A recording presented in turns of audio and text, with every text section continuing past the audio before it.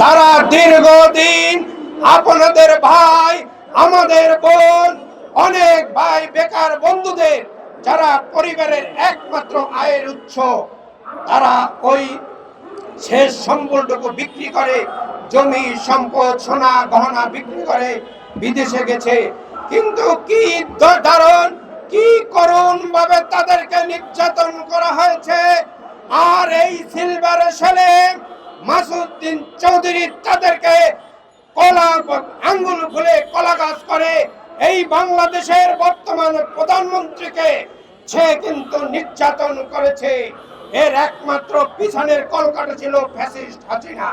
আমরা যেটা পরিষ্কার করে বলতে চাই, এই বাংলাদেশের একটি গরিব লোক, একটি মানুষ, সাংবাদিক, পেশাজীবী, ছাত্র যদি কোথাও কষ্ট এবং নির্যাতিত হয়, বাংলাদেশের পতাকা এবং বাংলাদেশের বদনাম কিন্তু সেইখানে হয়। আজকে একটি জাতীয় সরকার, একটি গণতন্ত্র সরকার, জনগণের সরকার প্রতিষ্ঠা হয়েছে। আমি তাদের কাছে বিনয়ের সাথে অনুরোধ জানাবো, এই যে সিন্ডিকেটকে অতি দ্রুত ধরে আইনের আওতায় এবং যত ক্ষতিগ্রস্ত পরিবার আছে তাদেরকে তাদের অর্থ সম্পদ বিক্রি করে তাদেরকে দেওয়ার জন্য বর্তমান সংসদ চলছে।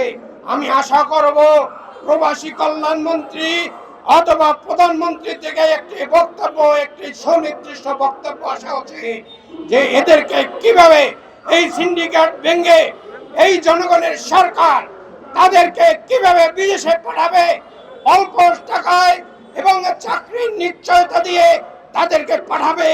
এটা এই আজকের গণতন্ত্রের যে প্রবক্তা, যিনি সবার আগে বাংলাদেশ যে স্লোগানে আমরা ভোট দিয়েছি, সেই স্লোগানের সামনে রেখে দেশ গর্ব আমরা, বাংলাদেশ হবে সোনার বাংলাদেশ,